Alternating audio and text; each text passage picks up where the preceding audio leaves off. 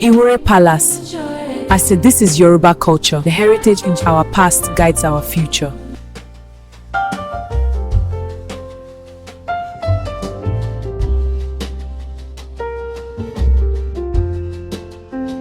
Ọmọ ò ń pé dàgbà.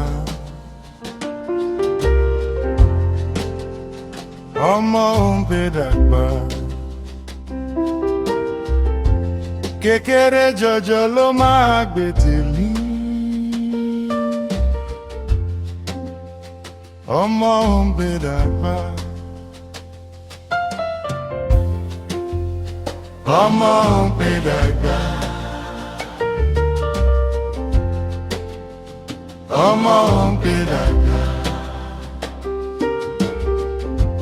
Kékeré jọjọ ló máa gbé tèmi. Ọmọ ò ń pé dàgbà. Ọmọ ò ń pé dàgbà o. Ọmọ ò ń pé dàgbà o. Kékeré jọjọ ló máa gbé tèmi. Ọmọ ò ń pé dàgbà. Èdùmàrè dáàbò bò. Olódùmarè tọwọ́. Má jẹ́ kí wọ́n ṣubú. Má jẹ́ kí wọ́n sọnù. Protect them, O Creator. Guide them on the right path. Ọmọ ò ń pé dàgbà. Ọmọ ò ń pé dàgbà. Kékeré jọjọ ló máa gbé.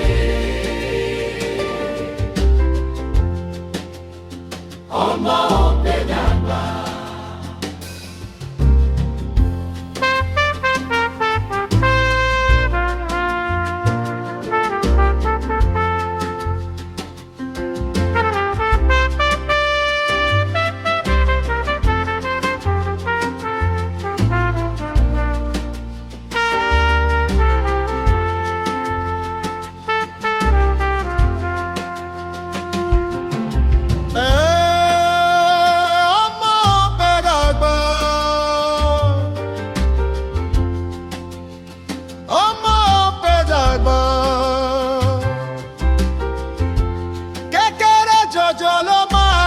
Tèmi.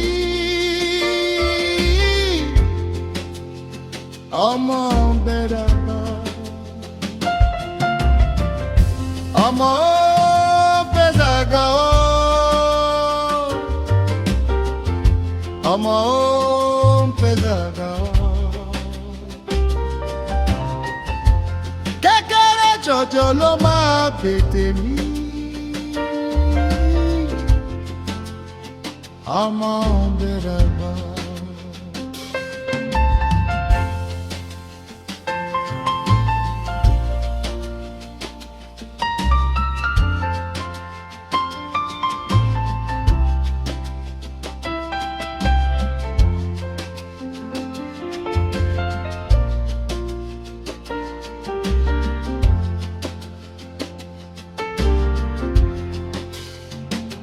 Èdùmàrè dáàbò bò wọ́n. Olódùmarè tọwọ́ wọn o. Má jẹ́ kí wọ́n ṣubú. Má jẹ́ kí wọ́n sọnù. Protect them, O Creator. Guide them on the right path. Ọmọ ò ń pé dàgbà. Ọmọ ò ń pé dàgbà. Kékeré jọjọ ló máa gbé tèmi. Ọmọ ò ń pé dàgbà.